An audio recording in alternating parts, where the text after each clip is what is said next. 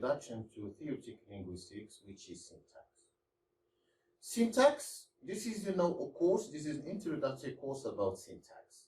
The course objective is to introduce students to the basic principles that govern the kernel sentence. What is a kernel sentence? It is a simple, active, declarative, affirmative sentence with only one verb. The concept of kernel sentence was introduced in 1957 by Harris. Definition. A distinction must be drawn between syntax, grammar, and syntax. So grammar, the term grammar in present-day linguistics has at least two meanings. The first meaning, grammar comprises the tacit linguistic knowledge speakers possess, which enables them to communicate in their language and to judge the grammaticality of sentences in their native language. Grammar here is a psychological mentality concept, which Noam Chomsky called it competence. The second meaning, grammar refers to the set of rules that govern the structure of language, including phonological, morphological, syntactic, semantic, pragmatic rules. Which means that if we take language and we analyze it, we find that it consists of a set of grammatical rules of phonology, morphology, syntax, and semantics. So which means that syntax is included.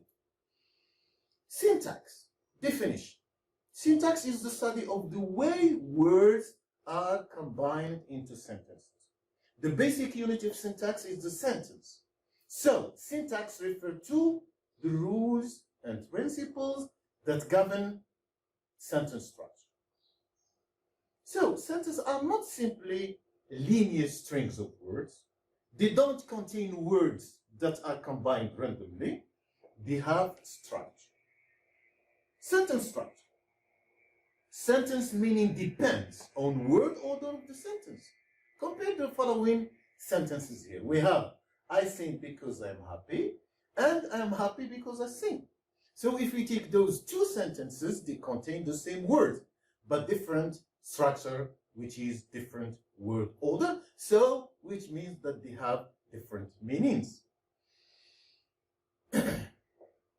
Word order is crucial for understanding of syntactic organization of sentences. Every sentence is a sequence of words, but not every sequence of words is a sentence. Word order in sentences is rule governed. Sentences which don't obey the syntactic rules are said to be ill-formed sentences, while sentences which obey the syntactic rules of the language are said to be well-formed sentences. The historical development of syntax. The history of syntax can be divided chronologically into three main types of analysis. First, traditional grammar. Second, structuralist grammar. And the third, which is generative grammar. It must be acknowledged that each type constitutes an improvement of the previous one, which means that each type has been tested, and testing reveals the weaknesses of each type, and hence calls for improvement based on extensive research. Traditional grammar. So traditional grammar, there are many traditional grammar books dealing with various languages handed from generation to generation. The traditional grammar is best represented by two main characteristics. First, traditional grammar was not specialized study of language. It always formed part of the prevailing philosophical study. It is just a analysis or sub-study. It was only heavily based on meaning, which means that the language structure was not separated from meaning conveyed by the words. This fact made traditional grammar definitions rather vague. Second, traditional grammar was usually prescriptive and not descriptive. What we mean by prescriptive This means that its rules prescribe the way elements in language should be organized syntactically. Third, traditional grammar is based only on the written form of the language. So it never gave importance to the spoken language. Traditional grammar is also characterized by a number of advantages. So first, it was an inevitable period of history language analysis. It was a starting point which allowed progress. Second, many traditional terms like sentence, clause, subject, etc. are all used in syntactic analysis nowadays. The obvious example is the subject-predicate notion of traditional grammar. It still plays a role in the types of syntactic analysis. Structural grammar, this is another era. Schools of structuralism, we have the Prague School and the American structuralists of the 1950s, which are the post-Bloomfieldian linguists, have paid less attention to syntax than to phonology and morphology. So phonology and morphology were fruitful at that period. The works of the post-Bloomfieldians on syntax can be classified into two main categories. First, the finite state model, and the second is the immediate constituent analysis. The finite state model, if we take this model, it is called also, this model is also called the Markov model. It consists of what? It is based on the view that sentences are generated by means of series of choices made from left to right. For example, this, we take this from the first column, then we go to the poet, is talented, these linguists are boring, etc. So every sequence or every subsequent choice is determined by the preceding element. This model has many limitations. First, the speaker starts from the initial stage, produces a word, and then moves to the second stage. What will happen? The problem is that each stage restricts the grammatical choice of the next word. Second, this model would make one believe that all the units have an equal importance in the sentence, that the word the, which is the determiner, has the same grammatical state as the words noun, the lesson, or verb, is, etc. Immediate constituent analysis. Hoggett, 1958, has proposed this system, which illustrates the relationship of the words in a given language to one another. We take an example here. We have the sentence which is the heavy rain destroyed the crops. So this sentence, the immediate constituent analysis, represents sentence structure in the form of hierarchical construction of elements embedded one within the other. Sentence analysis is carried as far as the ultimate constituent, which is the morpheme, is concerned. So, if we take the sentence as I told you before, which is the heavy rain destroyed the crops, the sentence is first analyzed into immediate constituent, which is heavy rain destroyed, which is subject, predicate. Each of these phrases is analyzed into its immediate constituent. For example, number one, which is the heavy rain, can be analyzed into the, which is the, number three, and the heavy rain, which is number four. The same thing for number two. Destroyed the crops can be analyzed into 5 and 6, which is destroyed, and the crops. And then we go 5 into 7 and 8, 5 into 9 and 10, and then 6 into 11, until the ultimate constituent, which is number 12, which is the S, the morpheme, the plural morpheme. ICA, immediate constituent analysis, is a syntactic method of segmenting sentences into their immediate constituents. The principle of the sentence segmentation is usually binary. 2.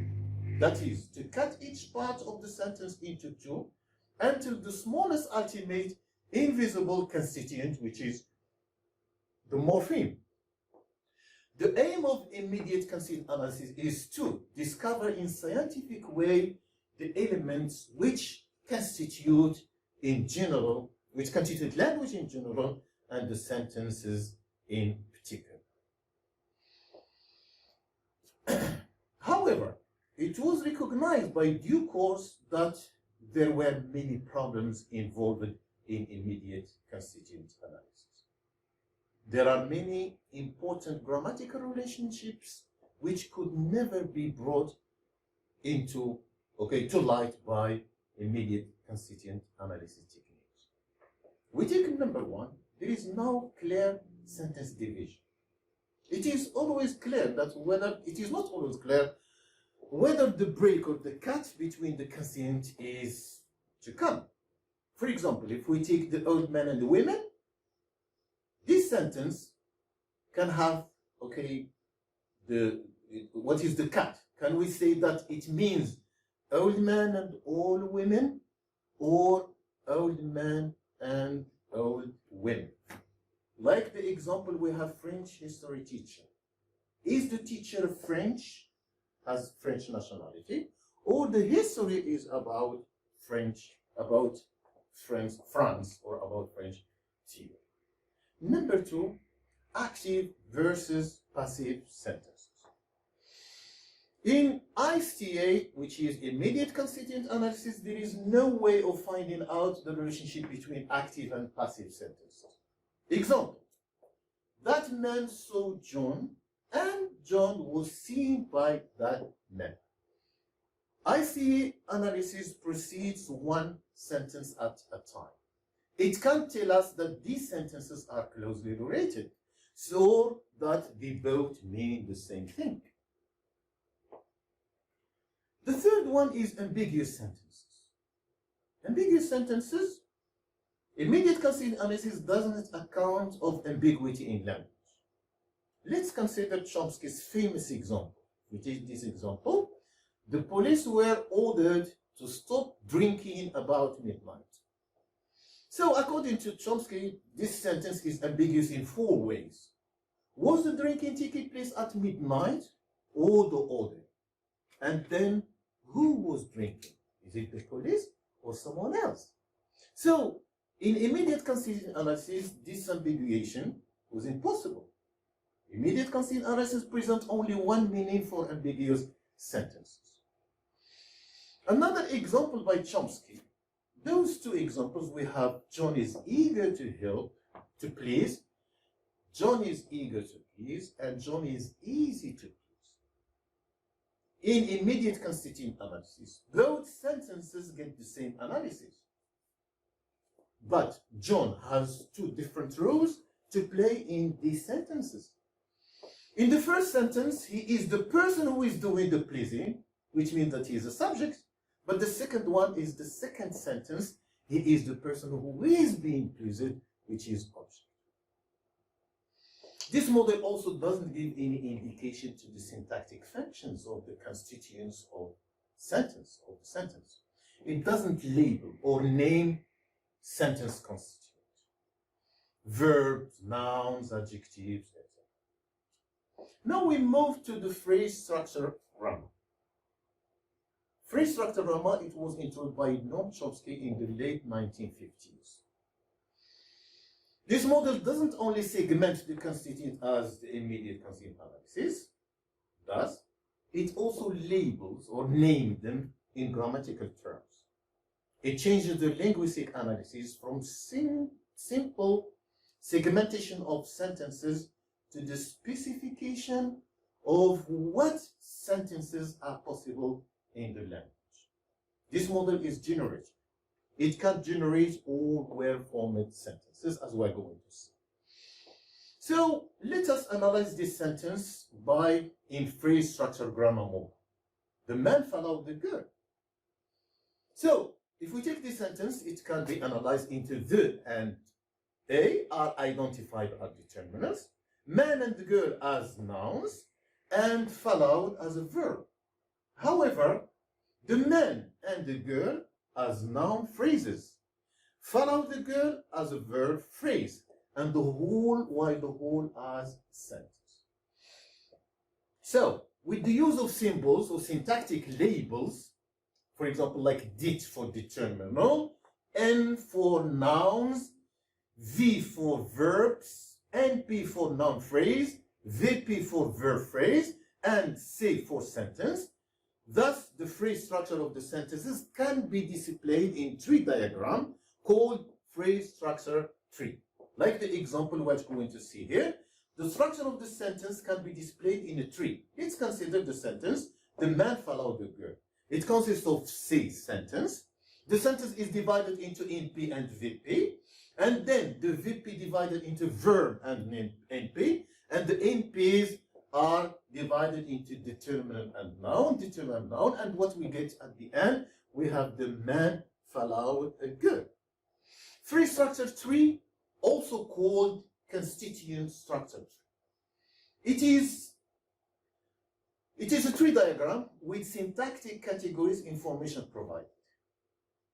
Phrase structure tree shows that a sentence is both linear string of words and hierarchical structure with phrases nested in phrases.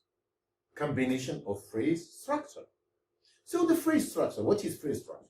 A phrase is a sequence of words or group of words arranged in grammatical construction and functions as a unit within the sentence. We are talking about within simple declarative, as we see kernel sentence. There are 5 commonly occurring types. We have a noun phrase, it is written by NP, subject or object. Verb phrase, VP, it consists of verb plus NP or PP, preposition phrase or both. And adjective phrase consists of adjective phrase, and adverb phrase consists of adverb phrase. Preposition phrase, which is a VP, okay, it consists of preposition and noun phrase. The syntactic category are illustrated in tree diagram called here phrase structure tree by supplying the name of the syntactic category of each word grouping. These names are often referred to as syntactic labels, usually written by the initial of the category, such as, if we take, this list here of syntactic labels, we have sentence S, determinant dit, adjective j, okay, adj, we say adverb, it's adv, okay, noun and verb, we just, presented by v, pronoun per, etc. And those we call them syntactic, which we use them in syntactic tree. Phrase structure rules. Phrase structure tree still doesn't state how new sentences can be generated.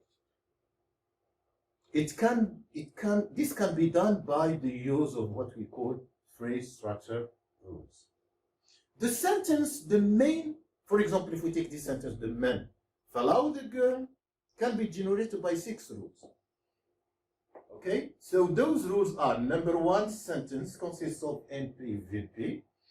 Rule number 2, VP consists of verb and NP. And then the third one, we have an NP, consists of determinant and noun. Number 4, the rule number 4, which is a verb, is followed. Determinants, we have A and V. And number 6, which is a noun, we have a man and a girl. These rules are not difficult to interpret, so they are clear and apparent. Phrase structure rules are descriptive. They can inform us about the actual principles of the grammar.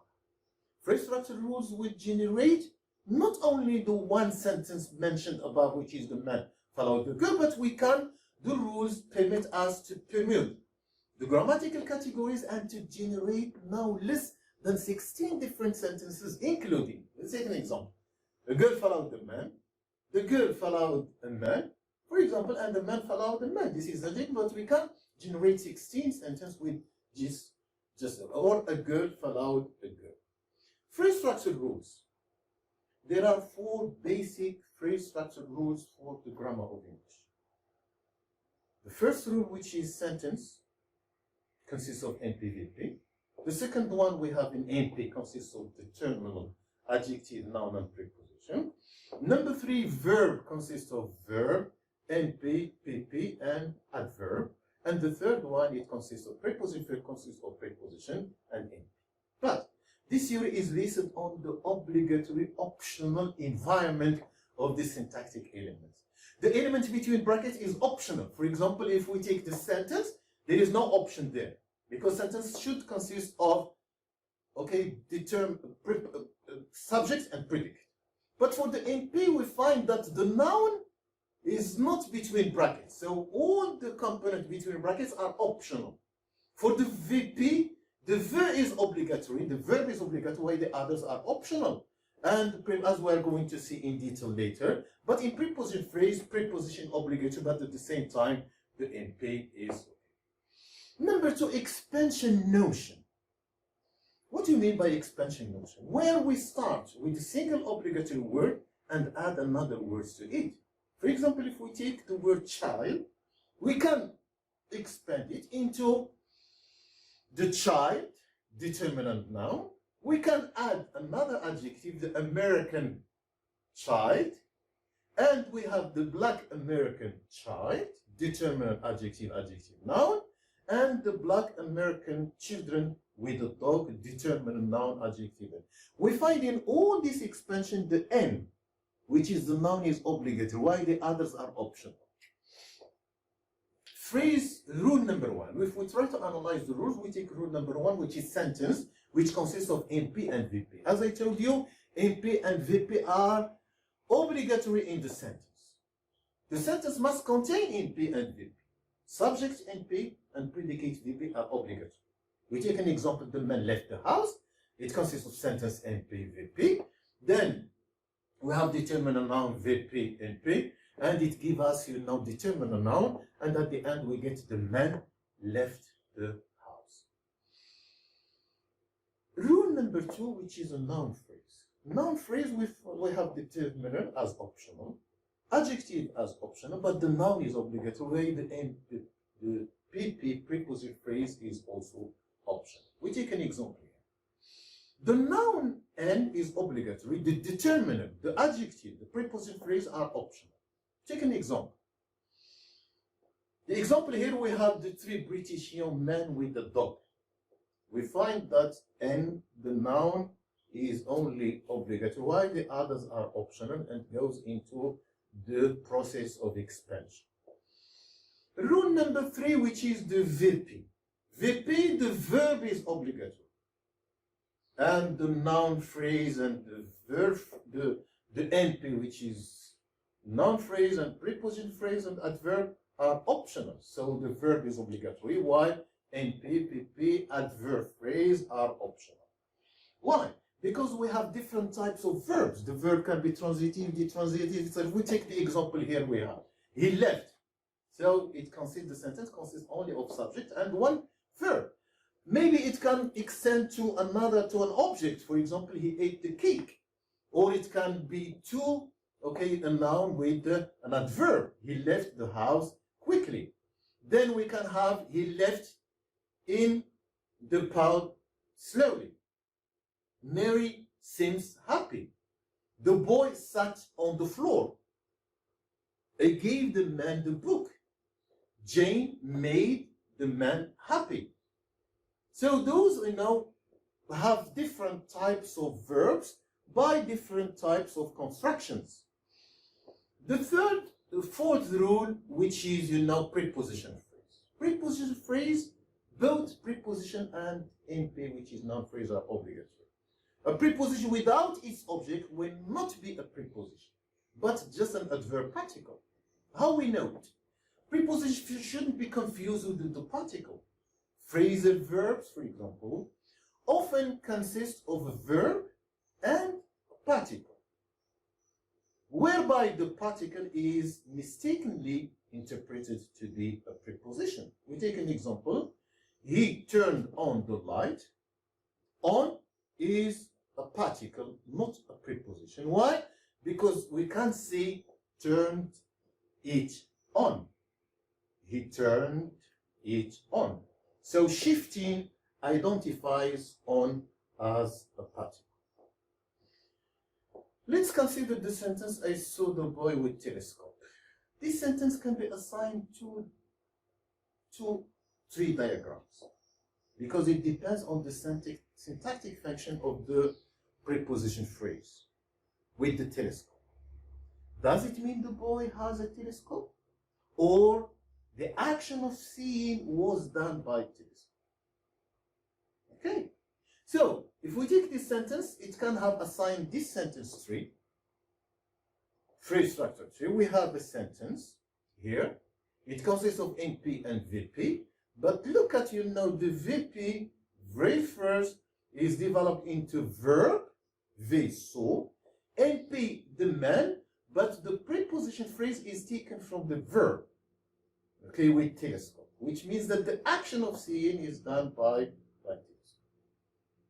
Okay, so now if we look at, another, okay, phrase structure tree, different from the other. We have the same sentence, but we can give it another phrase structure. Like, for example, here, if we take the sentence consists of NP, the boy, and the VP. The VP consists of the verb, then we have NP, verb and NP, which is an NP consists of the determinate noun and another NP, which give us a preposition and NP, determinate and noun.